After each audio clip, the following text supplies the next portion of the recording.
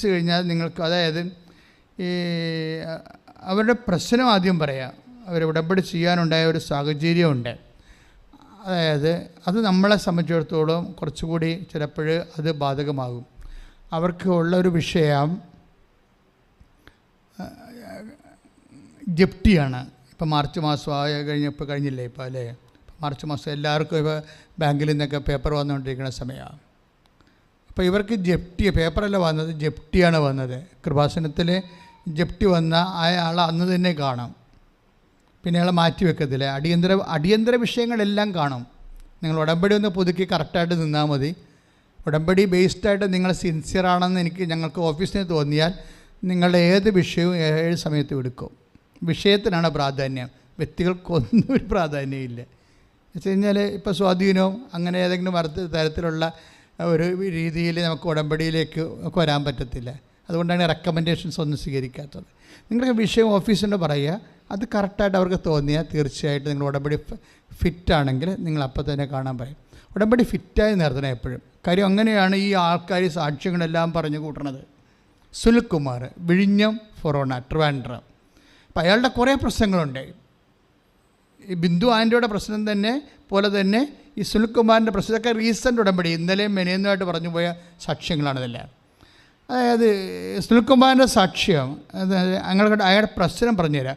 ഒന്ന്, പുള്ളിയുടെ വീട് ഉറഞ്ഞിട്ട് കമ്പിയെല്ലാം പുറത്ത് കാണുന്നു. വിഴിഞ്ഞം അതുപോലെ തന്നെ ആലപ്പുഴ, കൊല്ലം മേഖലയിലൊക്കെ കടലോരത്ത് താമസിക്കുമ്പോൾ അല്പം കമ്പി പുറത്ത് വന്നാൽ മതി, ഉപ്പുകാറ്റിൽ പെട്ടെന്ന് തുരുവിച്ച് അടന്നടന്ന് വീഴും. നമ്മൾ എത്ര ഭംഗിയായിട്ട് ചെയ്താലും ഭയങ്കര കഷ്ടപ്പാടാണ്.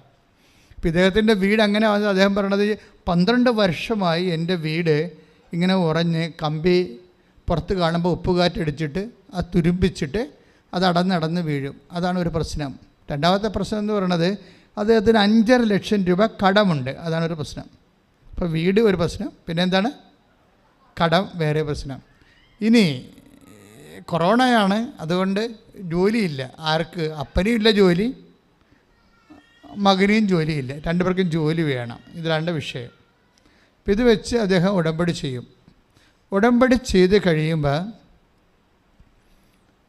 കോവിഡ് കാലമാണെങ്കിലും ഉടമ്പടി അദ്ദേഹം കൃത്യമായിട്ടാണ് ചെയ്യണത്. കാര്യം ഇതിനിടയ്ക്ക് മകൻ അദ്ദേഹത്തിൻ്റെ അടുത്ത് പറയുന്നുണ്ട്, ഇത് നടക്കുക അപ്പ എന്നുവെച്ചാൽ അവന് ഈ ഗവൺമെൻറ് ജോലി വേണം, അതാണ് പ്രശ്നം.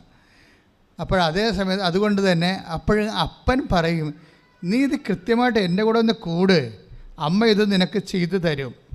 അപ്പോൾ നമ്മളെ സംബന്ധിച്ചിടത്തോളം സ്വത്തെന്ന് പറഞ്ഞാൽ, ഈ സുനിൽകുമാറിൻ്റെ സ്വത്തെന്ന് പറഞ്ഞാൽ എന്താണ്? വിശ്വാസമാണ് അയാളുടെ സ്വത്ത്. അവിടെ കുറേ പ്രശ്നങ്ങളുണ്ട്. 5.5 ലക്ഷം രൂപ കടമുണ്ട്, പിന്നെ നിത്യവരുമാനം, അയാൾക്ക് ഒരു കടയുണ്ട്. ആ കടയിൽ ഇരുന്നിട്ട് കച്ചവടം ശരിയാകാനില്ല. അതുകൊണ്ട് അയാൾ വേറെ പണിക്ക് കരത്തൊഴിലിന് പോയി. ചിലപ്പോൾ കിട്ടും, ചിലപ്പോൾ കിട്ടത്തില്ല. ആ സമയത്ത് വൈഫ് കച്ചവടം നടത്തിക്കൊണ്ടിരിക്കും. അപ്പോൾ ഇങ്ങനെ ഒരു സാധാരണ കുടുംബം, പക്ഷേ സകലവിധ പ്രശ്നങ്ങളൊരു കുടുംബമാണ്. പക്ഷേ എനിക്ക് ആ സാക്ഷ്യം കേട്ടപ്പോൾ തോന്നിയത്, സുനിൽകുമാർ ആ സാക്ഷ്യത്തിനോട്, ആ ഉടമ്പടിയോട് പക്ക പെർഫെക്റ്റായിട്ട് ഫിഡേലാണ്. പുള്ളി ഭയങ്കര ഫിഡേലാണ്. വെച്ചാൽ കൃത്യമായിട്ട് അത് ഉടമ്പടി വിഷയങ്ങൾ കൃത്യമായി തൻ്റെ ജീവിതത്തിൽ ദൈവം നടത്തുമെന്ന് അദ്ദേഹം പൂർണ്ണമായിട്ട് വിശ്വസിച്ചുകൊണ്ട് കൃത്യമായിട്ട് ഉടമ്പടി ചെയ്യും. ആ സമയത്ത് ചില ആൾക്കാരുടെ പ്രത്യക്ഷയുടെ പ്രാർത്ഥനയുടെ സമയം തെറ്റിപ്പോവും, ചിലർ പത്രത്തിൻ്റെ പ്രവർത്തനം ചെയ്യാൻ വൈകും. അപ്പോൾ ഇതെല്ലാം ഇങ്ങനെ ഒന്ന് അത് അങ്ങനെ വൈകുന്നതനുസരിച്ച് എന്താ സംഭവിച്ചാൽ നമ്മളുടെ വിശ്വാസത്തിൻ്റെ ഒരു വെള്ളം ഡയലൂട്ട് ഫോമിലാണ് ഇതെല്ലാം വൈകണത്. അല്ലെങ്കിൽ വൈകത്തില്ല. നമുക്ക് ചെയ്യാം, ശരിയാവുന്ന പറഞ്ഞ പത്രങ്ങളൊക്കെ കൊണ്ട് വീട്ടിൽ വെക്കും, പള്ളിയിൽ പോവും. കാത്തലിക്സ് ആണെങ്കിൽ പള്ളിയിൽ പോയി കുമ്പസാരിക്കാം, അച്ഛനുണ്ടോ എന്ന് നോക്കും, അച്ഛനില്ല, തിരിച്ചു പോരും. പിന്നെ നാളെ പോകാമെന്ന്, അടുത്ത ആഴ്ച ചെയ്യാമെന്ന് വിചാരിച്ച് ഇങ്ങനെ ഓരോ ഉടായ്പകൾ പറഞ്ഞ് പതുക്കെ ഈ സംഭവം ലാഗ് ചെയ്തുകൊണ്ടെടുക്കും. ഇത് ലാഗ് ചെയ്യുന്ന കൊണ്ടാണ് നിങ്ങളുടെ വിഷയം ലാഗ് ചെയ്യണമെന്ന് വെച്ച് കഴിഞ്ഞാൽ താമസിക്കണം. അപ്പോൾ ഒന്ന് പ്രാർത്ഥിക്കുക. കർത്താവ് ദൈവമേ, വളരെ കൃത്യമായ വിശ്വാസത്തോടെ അങ്ങയോട് ചെയ്ത ഉടമ്പടി നടപ്പിൽ വരുത്താൻ ആവശ്യമായ സൂക്ഷ്മതയുള്ള വിശ്വാസത്താൽ എന്നെ നിറക്കണമേ. ശ്രുതികട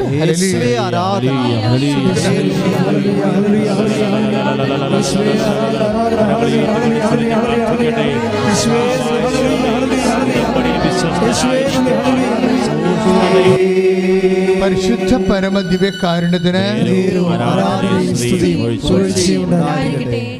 സ്വരത്തില് പരിശുദ്ധ പരമ ദിവ്യകാരുണ്യത്തിന് പരിശുദ്ധ പരമ ദിവ്യകാരുണ്യത്തിന്. അപ്പോൾ പെട്ടെന്ന് തന്നെ സുനിൽകുമാറിൻ്റെ മകന് ഒരു ഇൻ്റർവ്യൂ ഉണ്ടായി. അദ്ദേഹത്തിന് ജോലി കിട്ടി, ഒറ്റാഴ്ചക്കുള്ളിൽ ജോലി കിട്ടി. പക്ഷേ ജോലി കിട്ടിയെങ്കിലും അവിടെ ഒരു എക്സർസൈസിൻ്റെ ഭാഗമായിട്ട് വന്ന് അദ്ദേഹത്തിൻ്റെ ഇവിടെ എവിടെയോ പോലീസിലോ മറ്റേ CRPയിലോ അങ്ങനെ ഫോഴ്സിലാണ് ജോലി കിട്ടിയിരിക്കുന്നത്. അപ്പോൾ ജോലി കിട്ടിയ ഉടനെ എൻ്റെ എക്സർസൈസ് വന്ന് 50 കിലോ ഉള്ള ചാക്ക് ഇങ്ങനെ ചുമന്നുകൊണ്ട് മുതുകത്ത് എടുത്തുകൊണ്ട് പോകുന്ന സമയത്ത് ഇടറിപ്പോയി, ഒടിഞ്ഞുപോയി. ഇവിടെ 50 കിലോ ചാക്ക് എടുത്തുകൊണ്ട് പോകുന്ന സമയത്ത് ഇവിടുത്തെ പിൻകഴുത്തിൽ അസ്ഥി ഇങ്ങനെ വിട്ടുപോയി. അവിടെ ഒരു അള പോലെയായിപ്പോയി. അപ്പോൾ ചില സമയത്ത് എങ്കിലും അപ്പോൾ ഇവൻ ചോദിക്കുന്നുണ്ട്, ഇത് ശരിയാകും അപ്പാ, ഇനി എൻ്റെ ജോലി പോകുക എന്നൊക്കെ ചോദിക്കുന്നുണ്ട്. അപ്പോൾ ഞാൻ വീട്ടിൽ കൊണ്ടുവന്നിട്ട് സുനിൽകുമാർ എന്നാ ചെയ്യണമെന്ന് വെച്ച് കഴിഞ്ഞാൽ പ്രാർത്ഥിച്ചിട്ട് ഉടമ്പടി തൈലം ആ വിട്ടുപോയ സ്ഥലത്ത് ആ ഗ്യാപ്പിൽ വിശ്വാസപ്രമാണം ചൊല്ലി തേച്ചുകൊണ്ടിരിക്കും. 2 ദിവസം 2 ആഴ്ച പ്രാർത്ഥിച്ച്. അപ്പോൾ ഒരു ഇഷ്യൂ വരുമ്പോൾ വിശ്വാസത്തിൽ എങ്ങനെയാണ് ആ മനുഷ്യനെ കൈകാര്യം ചെയ്യണത്? അത്ര വലിയ പ്രായമുള്ള ആളൊന്നുമില്ല, 40 വയസ്സ് കാണും, അത്രേ ഉള്ളൂ. അപ്പോൾ ആ മനുഷ്യൻ്റെ പക്ഷേ വിശ്വാസം കുറച്ചുകൂടി സ്റ്റാൻഡേർഡ് ഫെയ്ത്താണ്. അതുകൊണ്ടാണ് എൻ്റെ അകത്ത് കൃത്യമായിട്ട് ഈ ഉടമ്പടി തൈലം ഈ മനുഷ്യൻ വിശ്വാസപ്രമാണം ചൊല്ലി ഈ പിൻകഴുത്തിലെ കുഴിയിൽ തേച്ച് വിശ്വാസപ്രമാണം ചൊല്ലി കുരിച്ചിട്ട് അത് നമ്മൾ വിചാരിക്കുന്ന സമയത്തിനേക്കാൾ നേരത്തെ അത് നികന്നു പോകും. Praise the Lord. ഹല്ലേലൂയ. യേശുവേ സ്തോത്രം. അപ്പോൾ പിന്നെ അദ്ദേഹം ആ ഉടമ്പടി ഫോളോ ചെയ്ത് അങ്ങനെ പോവുകയാണ്. അപ്പോഴേ അദ്ദേഹത്തിൻ്റെ അപ്പം മരിക്കും. അപ്പോൾ ഒരു ഉടമ്പടി ഫോളോ ചെയ്യുന്നതിൻ്റെ ഇടയ്ക്ക് സംഭവിക്കുന്ന കാഷ്വാലിറ്റീസ് വിശ്വാസി എങ്ങനെ കാണുന്നു, അവിശ്വാസി എങ്ങനെ കാണുന്നു, അതൊരു വിഷയമാണ്. അപ്പോൾ നിങ്ങളവർക്ക് അപ്പനെന്ന് പ്രായമുള്ള അപ്പനാണ്. പക്ഷേ അപ്പൻ മരിക്കുന്നതിന് മുമ്പ് ഇയാളോട് ഒരു 5000 രൂപ ചോദിച്ചായിരുന്നു അപ്പൻ. അപ്പം അങ്ങനെ ചോദിക്കുന്ന ആളല്ല. അതായത് എല്ലാം തൻ്റെ ഒരു രീതിയിൽ തന്നെ ആരുടെ മുമ്പിലും മക്കളുടെ മുമ്പിൽ പോലും കൈ നീട്ടാതെ ജീവിക്കണം എന്നുള്ള അഭിമാനമുള്ള ആൾക്കാരുണ്ടാവും.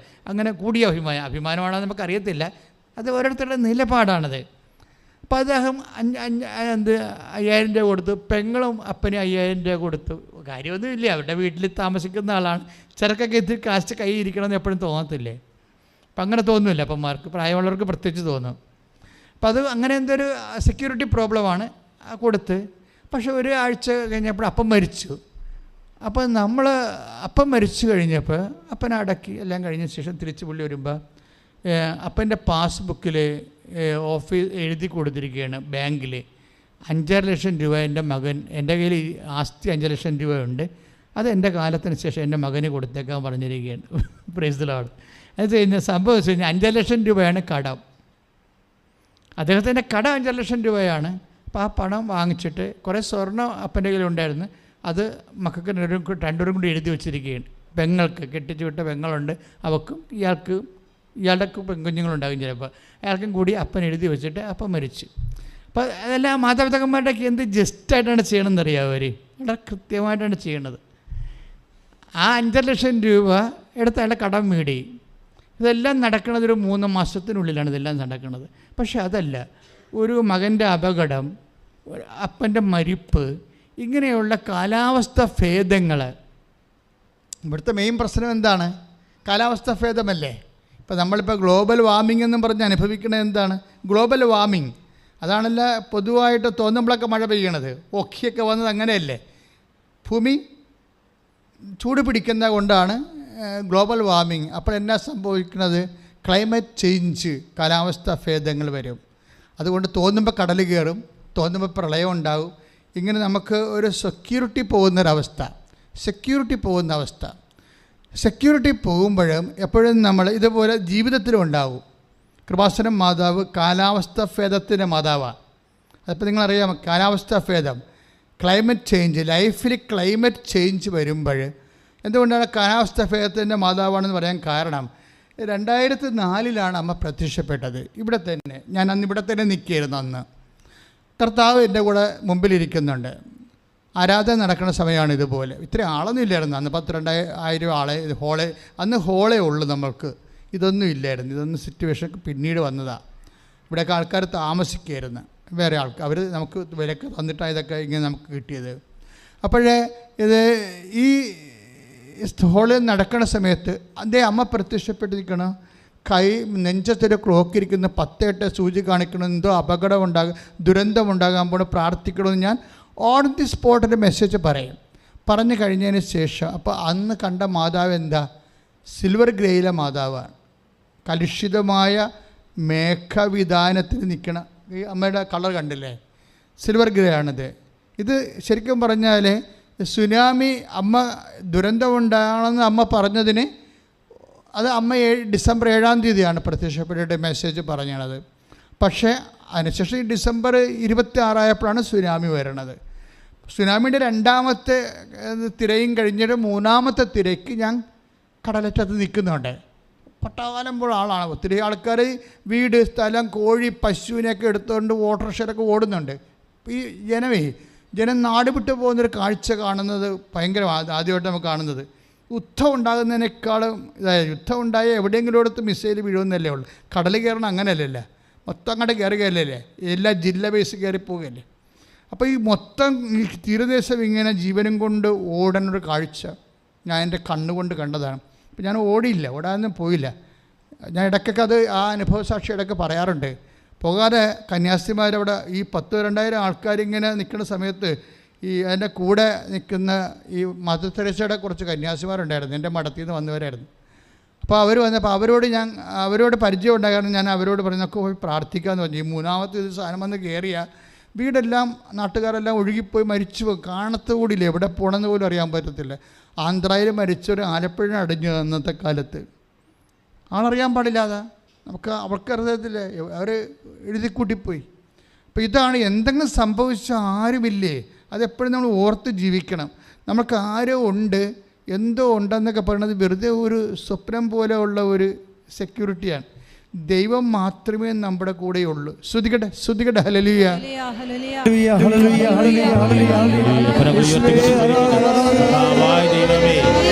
അങ്ങ് മാത്രമാണ് ഞങ്ങളുടെ കൂടെ ഉള്ളത്.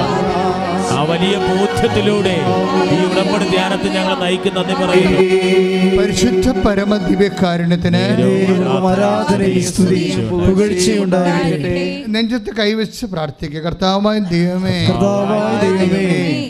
ഉടമ്പടിയുടെ ഉൾക്കാഴ്ചകള് ഞങ്ങൾക്ക് അഭിഷേകമായി ആന്തരിക ബോധ്യം നൽകണമേ.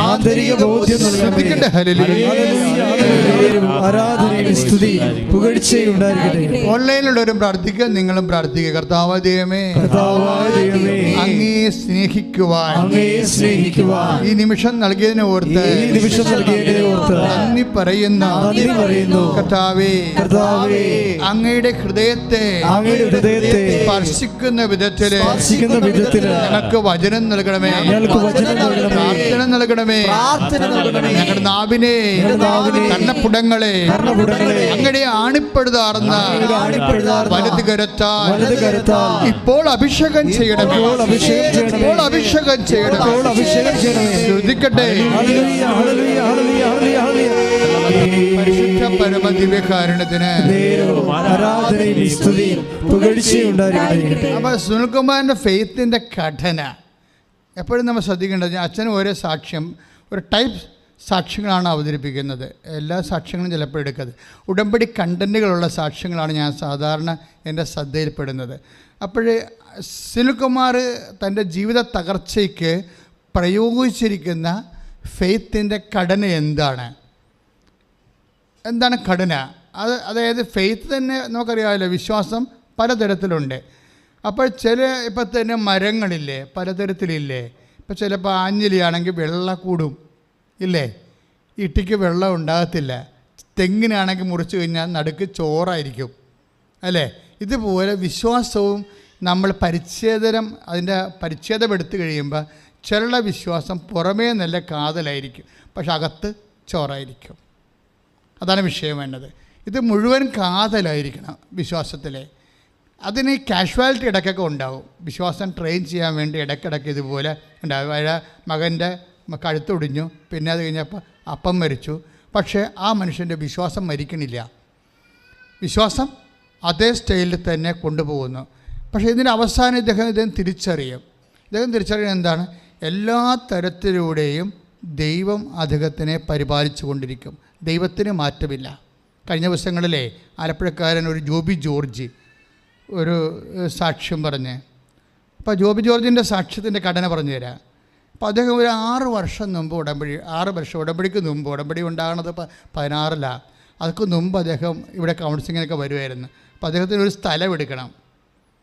അപ്പോൾ അദ്ദേഹം പണ്ട് കാറ്റഗിസം ടീച്ചറൊക്കെ ആയിരുന്നു, പിന്നീട് ഗൾഫിൽ പോയി എൻജിനീയറാണ്. നമ്മുടെ ഈ സ്ഥാപനം ഈ നിത്യാരാധന ചെയ്തിരിക്കുന്ന പുള്ളി അന്ന് എൻജിനീയറിംഗ് ആയിട്ട് കോളേജിൽ നിന്ന് പുറത്തിറങ്ങിയേ ഉള്ളൂ. അപ്പോൾ എനിക്ക് അദ്ദേഹത്തിന് അറിയാവുന്നതുകൊണ്ട് ഞാൻ നീ വർക്ക് ചെയ്യാൻ പറഞ്ഞായിരുന്നു അന്ന്. അപ്പോൾ അദ്ദേഹം പിന്നീട് ഒരു സ്ഥലമെടുക്കാൻ പോയപ്പോൾ എന്നോട് വന്ന് ചോദിച്ചു, ഈ സ്ഥലം എടുക്കാൻ പറ്റുമോ, എനിക്കവിടെ വീട് വെക്കാനാണെന്ന് പറഞ്ഞു. അപ്പോൾ ഞങ്ങൾ പ്രാർത്ഥിച്ച് രണ്ടും കൂടി ഇരുന്ന് പ്രാർത്ഥിച്ച് മെസ്സേജ് എടുത്തു കഴിഞ്ഞപ്പോൾ ഞാൻ പറഞ്ഞു, വീട് വെക്കുന്നത് സെക്കൻഡ് കേസാണ്, നീ സ്ഥലം എടുക്കാൻ പറഞ്ഞ്. വീട് വെക്കണത് സെക്കൻഡ് കേസ്. നമ്മളൊരു ദൈവ പൈതലാണെങ്കിൽ ദൈവത്തെ ആശ്രയിച്ച് മാത്രമേ ജീവിക്കത്തുള്ളെന്ന്, ദൈവം തന്നാൽ തിന്നു അല്ലെങ്കിൽ പട്ടിണി ഇരിക്കുമെന്ന് പറഞ്ഞ ആൾക്കാരില്ലേ. ചിലരുടെയൊക്കെ ഒരു നിലപാടാണ് വിശ്വാസം എന്ന് പറയുന്നത്. ബേസിക്കായിട്ടൊരു നിലപാടാണ്. ദൈവം തന്നാൽ തിന്നും അല്ലെങ്കിൽ പട്ടിണി ഇരിക്കും. ചില ആൾക്കാർ ദൈവം തന്നില്ലെങ്കിൽ സത്താം വർഷപ്പോഴാണെങ്കിലും പോയി കാര്യം സഹിക്കാൻ വേണ്ടി ഇരിക്കുന്ന ആൾക്കാരുണ്ട് ഇല്ല. അതാണ് ഇപ്പോൾ നിങ്ങളുടെ വിശ്വാസം അതായത് നിങ്ങളുടെ കറക്റ്റ് ആൾക്കാരാണ്, അകത്ത് ചോറാണ് എന്നൊക്കെ ദൈവം പരിശോധിക്കും. അതെപ്പോഴും ഈ പരിശോധന എപ്പോഴും പറയണത് അത്ര സുഖമുള്ള ഒരു ഫോർമാറ്റിലല്ല. ഇപ്പം അയാൾക്കിടെ കഴുത്തൊടിഞ്ഞില്ലേ അല്ലേ, മകൻ അപ്പം മരിച്ചില്ലേ. അപ്പോൾ പരിശോധനകൾ വരണത് എപ്പോഴും നമ്മൾ ശ്രദ്ധിക്കണം, നമ്മുടെ കാതലാണോ അത് ചോറാണോ ഈ മരത്തിനെ ഉള്ളത്. നിങ്ങളുടെ നാട്ടിലൊക്കെ എന്താ പറയുന്നത്, ആലപ്പുഴത്തെ ഭാഷയിൽ ഞാൻ പറയണത് ചോറെന്ന് പറഞ്ഞു കഴിഞ്ഞാൽ ഈ തെങ്ങിൻ്റെ അകത്തിരിക്കുന്ന ബലമില്ലാത്ത മൂക്കാത്ത അവസ്ഥക്കാണ് ചോറ്. ആഞ്ഞിരിക്ക് വെള്ള എന്ന് പറയും. പിന്നെ വെള്ള എന്ന് എല്ലാവരും പറയുന്നുണ്ട് അല്ലേ. ആഞ്ഞില്ല വെള്ള അച്ചൊക്കെ ഉച്ചൂത്തിപ്പോവും. കുറച്ച് കഴിയുമ്പോൾ അത് ഉച്ചൂത്തിപ്പോവും. അപ്പോൾ വിശ്വാസത്തിൽ ഉച്ചകൂത്തുന്ന ഭാഗങ്ങളുണ്ടെങ്കിൽ ദൈവം എപ്പോഴും ഇതിനെ ഉറപ്പിച്ചു നിർത്തി. തെങ്ങിനെ എങ്ങനെയാണ് ദൈവം ഉറപ്പിക്കുന്നത്? ദൈവം അതിനെ ആട്ടിയാണ് ഉറപ്പിക്കുന്നത്. കാറ്റൊക്കെ വന്ന് പിടിച്ചിട്ട് അതിങ്ങനെ ആടി ആരിൻ്റെ ഫൈബറിലല്ല നിൽക്കണത്. ഇങ്ങനെ കുറേ നാൾ ആടിക്കഴിയുമ്പോൾ മുകളിലുള്ള ഫൈബറെല്ലാം ബലമുള്ളതായി മാറും. നമ്മളതിനെ ആരെന്നാണ് വിളിക്കണത്. ദൈവം അത് കറക്റ്റ് ഫൈബറാണ്. പക്ഷേ വെറുതെ ഫൈബർ ബലം പിടിച്ചിരിക്കത്തില്ല. അതിനെ ഇങ്ങനെ ഇടയ്ക്കിടയ്ക്ക് നമ്മൾ തെങ്ങിൽ നിന്ന് ആടണം കണ്ടിട്ടില്ലേ, കാറ്റൊക്കെ പിടിക്കുമ്പോൾ. അങ്ങനെ ഇതുപോലെ നമ്മുടെ വിശ്വാസവും ദൈവം ഇങ്ങനെ ഇടയ്ക്ക് ആട്ടിക്കൊണ്ടിരിക്കും. അപ്പോൾ ആട്ടുന്ന കാരണം പൗത്രോസ് എന്താ പറയണത്, നിങ്ങളുടെ വിശ്വാസം ഉറപ്പിക്കണമെന്ന് പറയും. എപ്പോഴും ഉറപ്പിക്കണമെന്ന് പറയണത് ഒരു വളരെ അപകടകരമായ സ്ഥലത്തിൽ നമ്മൾ പോകുമ്പോൾ നമ്മൾ ഉണർവോടുകൂടി വിശ്വാസം പറയുമ്പോഴാണ് വിശ്വാസം ഉറക്കണത്. ആ സമയത്ത് നിങ്ങൾ ഇപ്പോൾ എന്തെങ്കിലും ഒരു ഇഷ്യൂ ഉണ്ടായി, നിങ്ങൾക്ക് സങ്കടമായി, നിങ്ങൾ കുടുംബ പ്രാർത്ഥന മുടക്കി അല്ലെങ്കിൽ കുർബാന മുടക്കി, പിന്നെ ദൈവമെന്ന് വിളിക്കുന്നത് ഞാൻ ദൈവം വിളിച്ചിട്ട് എൻ്റെ വിളിയൊന്നും കേൾക്കണില്ലല്ലോ എന്നൊക്കെ പറഞ്ഞിട്ട് നമ്മളിങ്ങനെ ദൈവത്തിന് സൈഡ് ലൈൻ ചെയ്യും. അപ്പോൾ അതോടുകൂടി എന്തെങ്കിലും ഇഷ്യൂ ഉണ്ടായി കഴിയുമ്പോൾ ഒന്നെങ്കിൽ നിങ്ങൾ ജയിക്കും അല്ലെങ്കിൽ നിങ്ങൾ തോക്കും. അത് നിങ്ങളുടെ ജ്ഞാനം അനുസരിച്ചിരിക്കും. പിടികിട്ടില്ലേ? ഒരു ഇഷ്യൂ ഉണ്ടായി കഴിയുമ്പോൾ ഒന്നെങ്കിൽ നിങ്ങൾ തോക്കും. ഇപ്പോൾ അവന് വേണ്ടി ഇപ്പോൾ സുനിൽകുമാറിന് വേണ്ടി പറയാൻ വരുന്നത് എന്താണ്, എനിക്ക് ആപ്പിളൊരു മകനാണ് ഉള്ളത്, അവൻ്റെ കഴുത്തൊടിഞ്ഞല്ല എന്ന് വേണേൽ പറയാൻ വരുന്നു. പക്ഷേ അത് പറയത്തില്ല. അയാളത് വിശ്വാസം പ്രഖ്യാപിക്കാനുള്ള ഒരു വകുപ്പാക്കി മാറ്റിക്കളയും. വിശ്വാസം വളരണത് ഇങ്ങനെയാണ്. വിശ്വാസം നമുക്ക് സംഭവിക്കുന്ന വിഷയങ്ങൾ വിശ്വാസം പ്രഖ്യാപിക്കാൻ വേണ്ടിയുള്ള ഒരു അവസരമാക്കി എടുക്കും. പ്രാർത്ഥിക്കുക. കർത്താവായ ദൈവമേ, എൻ്റെ ജീവിതത്തിലും ഇങ്ങനെ വിശ്വാസം ഉറപ്പിക്കാൻ വേണ്ടി പരീക്ഷണങ്ങൾ ഉണ്ടാകുമ്പോഴേ അത് മനസ്സിലാക്കാനും വിശ്വാസത്തില് ഉറച്ചു നിൽക്കാനും വിശ്വാസം പ്രഖ്യാപിക്കാനും എനിക്ക് പ്രത്യേക വരം നൽകണമേ. പ്രത്യേക വരം നൽകണമേ. ശ്രുതികട്ടെ. ഹല്ലേലൂയ.